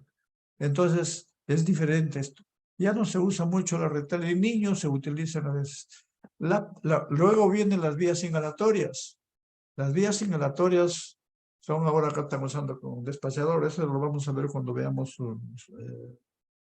esto, sistema respiratorio, que van directamente al pulmón, las inhalatorias, o a las vías respiratorias, y poco llegan al intestino, dependiendo del tipo, de la forma como lo aplica. Las parenterales vienen a ser intramuscular, intravenosa, subcutánea. Y las tópicas, hay 2 formas de aplicación acá. La tópica, generalmente la tópica no llega a la circulación sanguínea, salvo que pues haya abrasiones, etcétera, pues de mucha cantidad. Pero no, la tópica no llega. El parche transdérmico, esta es una vía transdérmica, es una vía sistémica. Todos llegan a la circulación sanguínea. La diferencia de la tópica no llega a la circulación. Y las inhalatorias llegan menos. Por eso en caso de asma ahora se utiliza más las inhalatorias porque los corticoides por vía sistémica producían disminución de crecimiento, retardo de crecimiento en los niños. Administración oral. Generalmente se administra, cuando se da por vía oral hay una biodisponibilidad reducida por efecto de los alimentos. Entonces habrá medicamentos que le puedo dar con alimentos y habrá medicamentos que no. En general para todos los fármacos. Cuando hay un retraso en el vaciado gástrico, por ejemplo, si le doy algún medicamento que disminuye el vaciado, le puede producir eso. Las tetraciclinas forman quelatos con los fármacos. Estos fármacos forman con los alimentos, tetraciclina con alimentos, o con cationes cuando se da calcio, magnesio, fierro, aluminio. Prácticamente no se absorbe porque forman quelatos. Los beta-lactámicos, aumento de la gradación medio gástrico. Beta-lactámico, competencia a nivel de la absorción. Entonces, estos, por ejemplo, tienen biodisponibilidad. Biodisponibilidad es el porcentaje de fármaco que llega a la circulación sanguínea en forma intacta. Ya no metabolizada, sino intacta. La sublingual es muy vascularizada, rápida velocidad de absorción, ausencia del fenómeno primer paso, no tiene fenómeno primer paso, ya explicamos. Los nitratos, los IECA, por ejemplo, el captopril, que se utiliza actualmente en tratamiento de urgencias hipertensivas. Administración intravascular. La ventaja de dar por vía intravenosa es que 100% de biodisponibilidad. Un fármaco se degradan, útil en fármacos que se degradan rápidamente. Pero otro de los aspectos es que la vía intravenosa permite soluciones acuosas, no puede usar oleosas, produce embolias y puede morirse el paciente. Por vía, métodos de administración. Hay dos métodos, uno es la forma, el bolo. Actualmente ya los bolos prácticamente están descartándose. Directo, generalmente se debe usar como mínimo 10 minutos. ¿Por qué? Porque dependiendo del fármaco, a veces se le da muy rápido, algunas excepciones hay, pero le da muy rápido, de repente produce problemas a nivel cardíaco, etc. Y la otra es perfusión. Otra es bolo para alcanzar concentración deseada rápidamente. Perfusión puede ser continua o puede ser corta. Generalmente en estos para analgésicos se utiliza esta perfusión. La vía intramuscular con soluciones rápidas, jugosas, preparados con deliberación sostenida. La subcutánea es parecida a la intramuscular, solo que la absorción es más lenta y menos volumen de inyección, ¿no? Hay alguna administración por vía nasal para aquellos fármacos cuya forma oral no es posible. La calcitonina, acción local de los vasoconstrictores, por ejemplo. Hay vasoconstrictores cuando ustedes los antigripales, que lo vamos a ver posteriormente. Cuando se dan antigripales, a veces por vía sistémica pueden incrementar la presión arterial. En cambio, si usted le da por vía nasal, prácticamente disminuye la rinorrea, disminuye tipo la nafazolina, por ejemplo. La transdérmica, ya hemos dicho, permite el uso de fármacos con estrecho rango terapéutico, evitan degradación de pH y su administración. Fármacos pueden administrarse, opiáceos, nicotina, nitratos, todos estos fármacos se pueden administrar. Transporte a través de membranas. ¿Qué significa? La absorción, la distribución, el metabolismo y excreción de los fármacos generalmente hacen paseando membranas biológicas. La membrana es una barrera biológica, los fármacos atraviesan. ¿De qué depende que estos fármacos atraviesen de un lado a otro de la membrana? Del lumen intestinal al intestino y del intestino al vaso y del vaso al hígado. ¿De qué depende? Del peso molecular. A menor peso molecular, mayor paso. Del área de absorción. A mayor área de absorción, mayor paso. Y estos dos factores que son muy importantes. Todos son importantes, pero estos son resaltantes. Se resalta esto. Liposolubilidad, ionización. Los fármacos que son liposolubles atraviesan más rápidamente las membranas que los que no son liposolubles, que los hidrosolubles. Y los ionizados, los que no son ionizados, al igual que los liposolubles, atraviesan rápidamente. O sea, los liposolubles y los no ionizados. Y la liposolubilidad es un proceso que hay que tener en cuenta porque eso le da lugar a lo que se llama el periodo de inducción.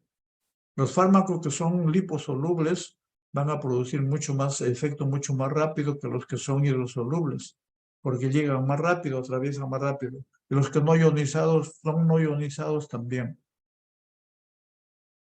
Acá hay mecanismos a través de membrana biológica. Hay 4 mecanismos. Difusión pasiva a través de la membrana bilipídica, que conocen. Difusión facilitada por canales de membrana. Lo van a ver cuando hagan farmacodinámica. Transporte mediado por transportador, proteínas transportadoras. Y la otra es transporte activo, ligados a energía. Puede ser transporte primario en la misma o puede ser secundario por otros transportadores como otras moléculas, usado por otras moléculas. Acá, por ejemplo, tienen los factores termodinámicos en el transporte de drogas. Es sacado también del Atkinson. La fuerza, difusión. La cafeína. Difusión pasiva en todos los compartimentos, llega rápidamente. Potenciales de membrana, por ejemplo, llega a las mitocondrias cardíacas. Atrapamiento de pH fenobarbital, llega al túbulo renal. y así sucesivamente. La warfarina se une a las proteínas, luego se distribuye el plasma, el hígado, etc. Transporte activo, el captopril, en el pequeño intestino, en el intestino delgado. Modificación química, la citarabina por los leucocitos. O sea, estas son las formas de transporte, cómo se realizan. Lo van a ir viendo y también lo van a buscar en sus libros. Difusión pasiva, están los ejemplos, las características, difusión conectiva, transporte activo, facilitado, par de iones y pinocitosis. Esto lo van a leer ya ustedes, con material hemos explicado la clase. Acá tenemos un ejemplo de difusión pasiva. Esta es la membrana bilipídica. Como ven, los fármacos, los lípidos, los que son liposolubles pasan a través de la membrana. Los hidrosolubles pasan solamente a través de los poros y los que son de bajo peso molecular. El agua, fármaco soluble en agua, los hidrosolubles a través de canal de poro acuoso. Pero hay una característica. Esto es una gradiente de concentración, de mayor a menor concentración. Ya, esta es difusión pasiva. Y esta es difusión pasiva, pero facilitada, con un transportador. Pero este transportador no desencadena y no forma energía. Entonces lo pasa. Pueden ser proteínas que hemos visto. La otra parte, la C, que es la activa, para pasar, primero llega media acá a su receptor, tiene que transformar el ATP en ADP, y esta energía transformada son las que lo pasa de un lado a otro. Y no necesitan necesariamente gradientes de concentración, puede ser de menos a más. Y la endocitosis, que es un modo de transporte activo, un fármaco que es activo. Esto es activo, esto es pasivo, pero esto es facilitado y esto es endocitosis. La forma como pasa fármaco de gran tamaño va pasando. Y acá, acá por ejemplo, tenemos un ácido débil, tenemos la membrana lipídica. La membrana lipídica es esta. Esta es la parte ionizada, no pasa. Esta es la parte no ionizada. Esta es la parte, o sea, la que pasa es los lípidos, las liposolubles y los no ionizados pasan. Y luego acá ya acá se ionizan para actuar. Compartimento corporal, de un compartimento a otro. En cambio, las bases débiles, también igualito. Las que se ionizan no pasan, pero las que no se ionizan sí pasan igual. Y acá tenemos, por ejemplo, es otro ejemplo, difusión de un lípido a través de la membrana, difusión a través de canal acuoso, hemos visto, con transportador, la difusión pasiva. Lo otro aspecto es que hay que tener en cuenta, una cosa es, estamos hablando de la actividad iónica y de la solubilidad o no solubilidad, hidrosolubilidad, pero tenemos que ver el pH también del organismo, pH del organismo. O sea, una cosa es el pK, cuando, supongamos, esto lo vamos a resumir en lo siguiente. Cuando yo doy un fármaco ácido, por ejemplo, la ciprofloxacina, que es un fármaco ácido débil, en el estómago tengo un pH ácido. En ayuno, supongamos, pH ácido está menos de 3. Si tengo un pH ácido, prácticamente no, los dos son ácidos, no se ioniza. Y si no se ioniza, ¿pasa o no pasa? Se absorbe. Pero si yo, como es ácido un poquito, me arde el estómago, el médico me dice, oh, tómate un antiácido, tómalo con mucho alimento. Entonces, de tal manera me cambia el pH. El pH ya no va a ser ácido, no va a ser alcalino. Y si es alcalino ya no se absorbe. ¿Por qué? Porque ya se ioniza. No se ioniza y prácticamente pasa al intestino y no se absorbe tan bien. Esa es la idea, tener esto. Acá tenemos el pH, la barrera lipídica de la mucosa, justo los pH que hemos mencionado. Ahora, como última lámina, tenemos acá todos los nuevos graduados de medicina, o sea, ya cuando, pero yo quiero aplicarlo desde ahora para que tengan en cuenta en clínica. Tienen que establecer un historial de medicamentos precisos. Yo no sé cómo estarán los formatos de semiología en cuanto a medicamentos, porque generalmente dice alergia o no alergia. Tienen que establecer, preguntarle al paciente, tener un historial de medicamentos. ¿Qué medicamentos ha recibido durante el último medio año, un año, 3 meses? ¿Qué medicamentos ha tomado? ¿Y por qué razón? Y luego, si ha tomado tales medicamentos, si es alérgico, no, o sea, no le pregunte qué es alérgico, sino qué le pasa, le produce reacciones, no le produce.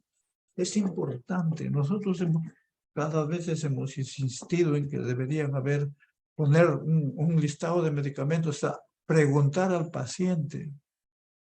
Ya vamos a ver cuando hablamos de alergias, vamos a ver algunos casos clínicos que hemos visto para que vean lo importante. Planificar la terapia adecuada para las indicaciones comunes. O sea, las indicaciones tienen que aplicar una terapia, que ya con los talleres, con eso van a ver cómo se selecciona. Escribir una receta segura y legal. Hay legalidad para las recetas, pero nadie las controla. Las recetas, un porcentaje, hemos hecho algunos, no estudios, observaciones, más del 50% de recetas no están bien descritas, no están prescritas. A veces hay una serie de, lo van a ver posteriormente en clínica ustedes. Evaluar críticamente la prescripción de otros, o sea, el hecho que le haya prescrito esto no le va a decir tampoco, evalúelo.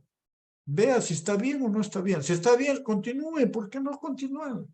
Está bien, continúe. Y si no está bien, mire, este le puede hacer daño, pero este medicamento le podríamos cambiar por esto, tal.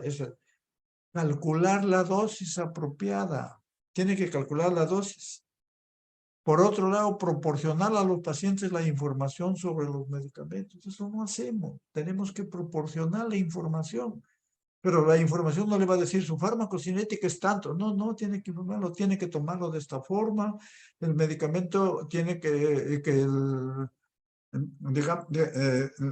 digamos, puede producirle tal cosa, puede producir, si tiene estas molestias, llámeme o acuda nuevamente o suspenda, etcétera, etcétera. Acceder a información confiable sobre los medicamentos. Ahí acceder a información confiable es importante porque hay muchas. Si usted lee las farmacopeas, lee todo, por ejemplo, en Estados Unidos hay un resumen, ahí ponen todo lo que es necesario. Cuando uno ve otros formatos en otros países, ve que hay diferencias, porque esconden a veces la reacción, esconden o omiten. No podemos, disculpen la frase, no esconden, sino omiten poner reacciones adversas. O incrementan algunos efectos, efectos terapéuticos, detectar y reportar reacciones adversas. Esto es lo que se debe hacer. Y con eso estamos terminando. No sé si hay alguna pregunta, por favor. Sí, doctor, buenos días, ¿me escucha? Sí, le escucho, sí. Doctor, quería saber, ¿por qué aquí en Perú, usted mencionó casi al inicio de la clase, tenemos mucho más medicamentos que en otros países? ¿A qué se debe eso? Y si es Claro, bueno o es malo. muy buena pregunta, le agradezco. Lo que pasa es que en el Perú aceptan para las inscripciones medicamentos de otras farmacopeas. Las farmacopeas norteamericanas, la farmacopea canadiense, la farmacopea europea, la farmacopea china, una serie de farmacos. Y cada uno de ellos tiene su forma de hacer. Entonces, hay muchos medicamentos que no son aprobados por la FDA. En cambio, en Estados Unidos, la FDA tiene pocos medicamentos, bueno, tiene buen número, e inclusive ellos tienen los famosos medicamentos, lo que le llaman los OTC. ¿Qué significa eso? Que son medicamentos sin receta. Pero ya lo están suspendiendo porque han hecho análisis, se están dando cuenta, por ejemplo, que los antigripales que lo vendían sin receta están ocasionando problemas, ya lo están quitando. Lo mismo en Europa. ¿Qué pasó? Por ejemplo, en Europa aprobaron la talidomida y en Estados Unidos no lo aprobaron. Y en Europa hubo la tragedia de la focomelia. Se murieron muchos niños de gestante que salieron deformes. En Estados Unidos no. ¿Y qué pasó en Estados Unidos? En Estados Unidos usaban estrógenos en las gestantes y sus hijas a los 20 años empezaban a aparecer. Entonces, necesitamos tener estudios de eficacia y seguridad. La pregunta es, todos los fármacos que son, y hay algo que le mencionábamos antes sobre lo que le llaman el uso off-label. ¿Qué significa off-label? Fuera de nivel. ¿Y qué significa eso? El fármaco fue aprobado, por decirle, para la indicación A y B, pero ya lo están usando para la C y para la D. Yo he tenido oportunidad de eso porque he trabajado en la unidad de farmacología, he trabajado en la oficina de medicamentos, he trabajado en comités de medicamentos, entonces he tenido algo de experiencia, tengo algo de experiencia en eso. Entonces, es importante que cuando seleccione usted un medicamento dentro de todo, por eso es que en el petitorio no tenemos 18,000 medicamentos. En el petitorio creo que lo tengo, lo voy a ver la forma como lo paso. Le paso el petitorio de medicamentos, le voy a pasar para que este es el petitorio del 18, creo que no hay más. Y voy a preguntar a farmacia a ver si me mandan un electrónico donde puedo, y acá solamente me parece que hay 8,000, 9,000 medicamentos, no hay más. Pero usted tiene que escoger en base a necesidades de su paciente y no necesariamente hay que darle medicamento. Para la gripe yo no le doy nada. Entonces no hay, salvo algunos asintomáticos, en caso de rinorrea, eso no se le doy nada. O sea, no siempre tiene que haber medicamentos y no siempre tienen que dar 2 o 3 medicamentos y tiene que estar estudios de eficacia y estudios de seguridad. Por eso es que le hemos mencionado desde el comienzo la medicina basada en evidencias. Entonces hay muchos medicamentos que no tienen mucho estudio, tienen algunos estudios, pero no tienen estudios digamos, con bastante apoyo. ¿Le contesté su pregunta o falta algo, doctora? Sí, doctor, pero en todo caso tendría sus pros y sus contras al informarnos, pues, ¿no? Que el Perú acepta prácticamente el medicamento de todos los países y o continentes, porque como usted dice, no todos están aprobados. Así es. Entonces lo que usted tiene que hacer es escoger, hacer su propio petitorio. Por eso les enseñamos nosotros la farmacoterapia basada en problemas, de acuerdo a eso, y se ven los problemas, los fármacos que han sido aprobados. Los fármacos que han sido aprobados por la FDA. Hay instituciones que son muy, digamos, trabajan muy bien, tipo la FDA, tipo la EMEA, la Unión Europea, Canadá también, y hay otras, Gran Bretaña también tiene que, por ejemplo, hay un formulario de Gran Bretaña, formulario británico, ese es un formulario que tiene todo medicina basada en evidencias. El que tiene es el doctor Okamoto, le voy a decir a ver si les puede pasar el formulario, voy a anotarlo. Pasar poner formulario británico y poner medicamentos esenciales. Acá hay un aspecto que vamos a ver ya después de la otra, que son medicamentos esenciales y qué son los medicamentos que no son, o sea, hay medicamentos esenciales, hay medicamentos genéricos, etcétera, etcétera, ¿ya? Vamos a ver los nombres, creo que ahora se ha pasado, me parece. Voy a verlo bien, parece que no están en la... Bueno, ¿alguna pregunta más? Sí, doctor, disculpe, no sé si podría volver a explicarme acerca de lo del medio ácido, que no lo entendí muy bien, perdón. Claro, ese es lo que le digo es los productos. Por ejemplo, ahora le explico con otro ejemplo. Estoy eliminando por la orina un medicamento ácido, pero ese medicamento ácido, de repente, si mi pH de la orina es alcalino, prácticamente no se puede eliminar. Pero si es ácido el pH, no se ioniza. Y si no se ioniza, otra vez se reabsorbe. En el caso de la aspirina, o el caso de la ciprofloxacina, si yo le doy a un paciente, o sea, le digo, la ciprofloxacina se absorbe en medio ácido y el pH ácido es menos de 3. Entonces, en ayunas, el pH, el estómago generalmente tiene un pH ácido.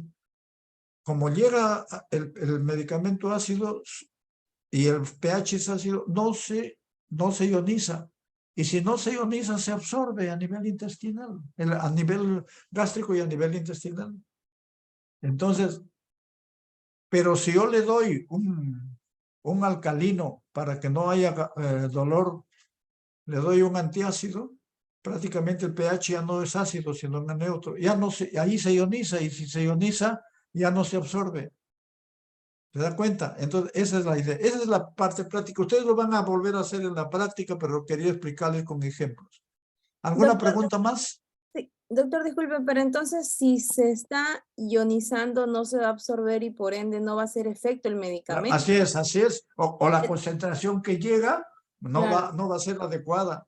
Así Entonces, es. ¿por qué nos recetan el ciprofloxacino con el estómago lleno? O sea, por un lado, para que no afecte a la mucosa Lo que tienen que decir Ajá. es otra pregunta muy interesante y gracias. Hay medicamentos, por eso tienen que ver si no todos los medicamentos, en términos generales los medicamentos deberían darse con estómago vacío, o sea, sin alimentos, porque hemos dicho que algunos alimentos, hemos visto en algunos ejemplos ahí, se podrían dar con estómago vacío, o algunos medicamentos se pueden dar, algunos medicamentos se tienen que dar 1 hora antes de los alimentos, o algunos medicamentos se tienen que dar 2 horas después de los alimentos. Por eso es importante que ustedes conozcan la farmacocinética y vean cuáles lo pueden dar con alimentos, cuáles sin alimentos, cuáles antes de los alimentos y por qué. Eso es importante, por eso es importante. Otra pregunta, por favor. Por ejemplo, decíamos las tetraciclinas. Tetraciclinas, si le da con alimentos, forman quelatos y no se absorben. Pero no todos los medicamentos, algunos sí se absorben. Entonces hay que ver cuándo un medicamento se da con alimentos, sin alimentos. Eso lo van a ver en las prácticas. Y cómo se absorbe, cuánto se absorbe, etcétera, etcétera. ¿Alguna otra pregunta, por favor? Sí, doctor, una consultita. Con respecto a la toma de un medicamento sublingual, como dijo, u oral, si ambos, al ponerlo de manera sublingual, va a pasar por el mismo conducto, ¿por qué es que tiene más efectividad? ¿O a qué niveles que se desvía para que Claro, o tenga sea, mayor absorción? usted tiene la circulación venosa, o sea, la circulación sanguínea, las venas, y de ahí pasa pues al corazón y de ahí se distribuye por todo el organismo. Las asigos son circulación sistémica. Entonces pasan rápidamente, o sea, no llega al hígado. Me dejo entender, no llega al hígado, sino va directo a la circulación sistémica. Lo vamos a ver la próxima, también ya en otra lámina de la próxima clase. En cambio, la oral llega al estómago, llega al intestino, de ahí pasa por las venas porta, puede metabolizarse parte en el intestino, pasa por la vena porta al hígado, y en el hígado puede metabolizarse como no también, y de ahí recién pasa a la circulación sanguínea. Entonces, dos diferencias. La rapidez de acción por la sublingual actúa rápidamente, y la cantidad que llega por la sublingual es mayor, la biodisponibilidad mayor por la vía sublingual que por la vía oral. No necesariamente, pero generalmente es así. Por eso cuando da a usted para angina, le da pues, para angina, para dolor anginoso hay que darle sublingual, si no, por vía oral demora, y por vía oral hay que darle el doble de dosis, en cambio por vía sublingual 5. ¿Otra pregunta, doctora? ¿O cree que no está bien contestada la pregunta? Cualquier cosa, no hay problema. Ok, ¿Otra doctor, pregunta? gracias. Ya. Bueno, gracias a todos. Doctor, es otra consulta, doctor. Disculpe, es acerca de los procesos que es de tanto farmacocinética con farmacodinamia. ¿Van de la mano o son independientes cada uno? Porque Generalmente la farmacodinamia depende de la farmacocinética. Eso lo vamos a ver la próxima. ¿Ya? Eso la depende. O sea, no puede haber efecto si no ha habido una buena concentración en el lugar de acción del fármaco. Y para que haya una buena concentración tiene que haber una buena absorción, tiene que no haber alteraciones ni en la absorción, ni en el metabolismo, ni en la distribución. Ese es un tema que lo vamos a ver en la próxima clase. sí, doctor, es otra consulta, doctor. En el caso eso por ejemplo, de lo que se solicita la verificación en la FDA, no pertenecería ni a una evaluación preclínica ni evaluación clínica. ¿Sería algo intermedio o cómo sería eso considerado, doctor? No le entiendo bien. O sea, la FDA, Para, ¿qué? ajá, eso es lo que mencionó acerca de lo que se solicita a la FDA para la verificación para estudios clínicos. Eso se Sí. Puede ser, o consideraría sea, dentro de la sí, fase ya le entendí. preclínica. Sí. No puede venderse un medicamento, no lo pueden registrar si no tiene ensayos preclínicos. Y con los ensayos preclínicos, recién las instituciones, pues esto puede ser la FDA, puede ser la EMEA, puede ser la DGMIT, puede ser la otra, puede ser el INS, puede ser las agencias reguladoras.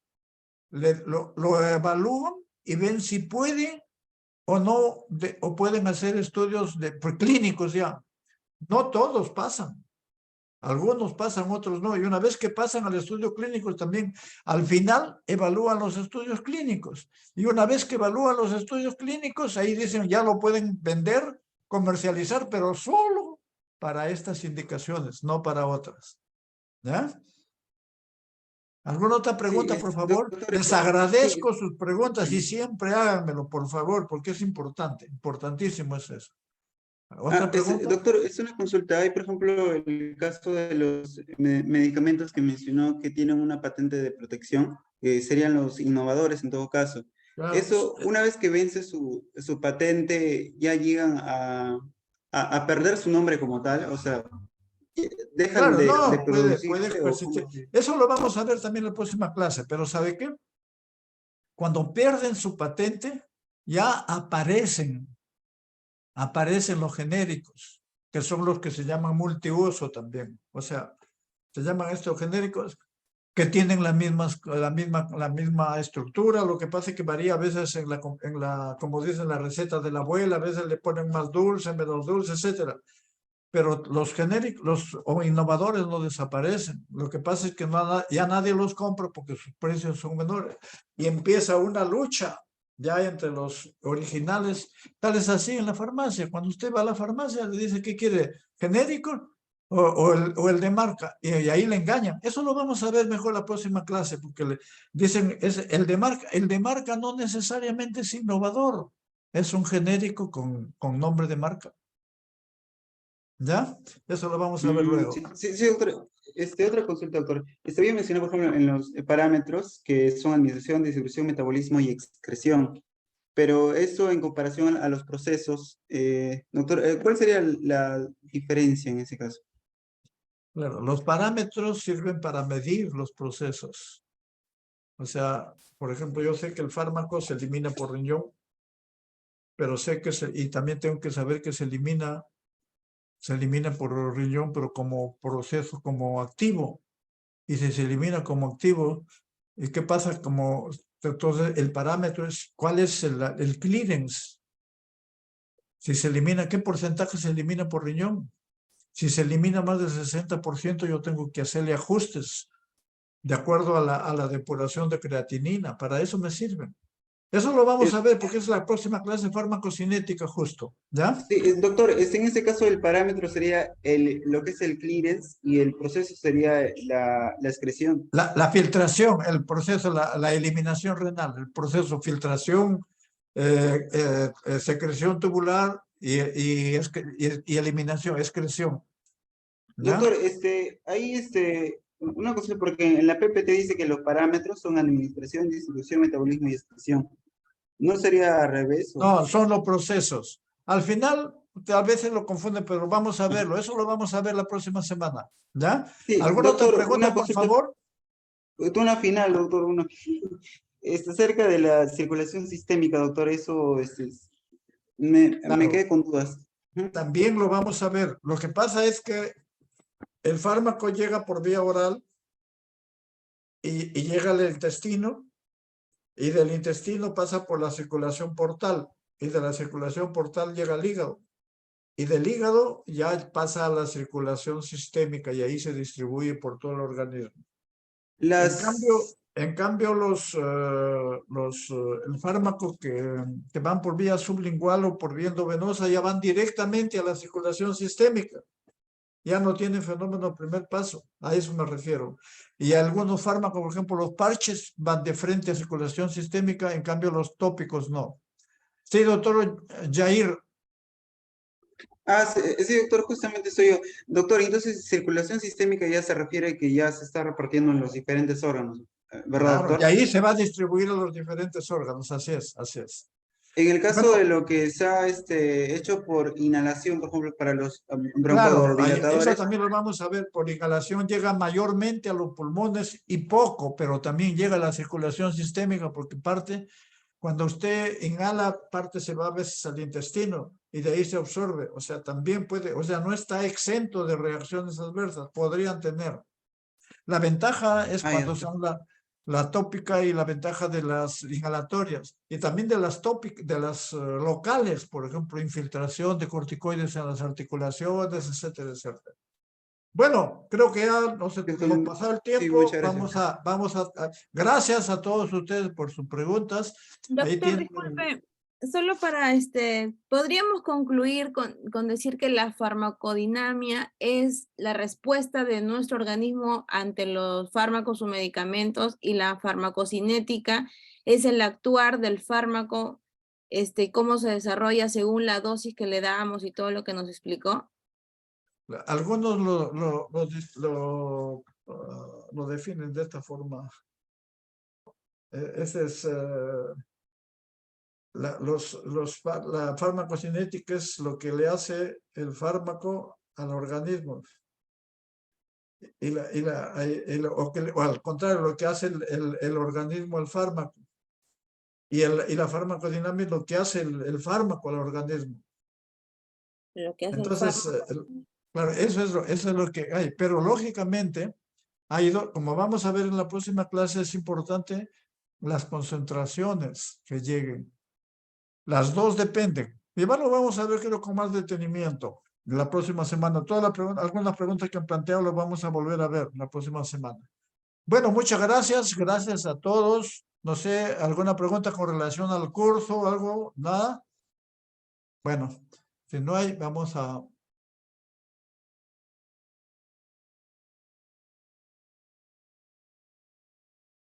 Ah, sí, doctor, una consultita. Con respecto al curso, quería preguntarle, como usted indicó que un porcentaje de las preguntas vienen de la bibliografía, exactamente de qué bibliografía sería, si son una, dos, para poder también leerlas y estar preparados por ese lado.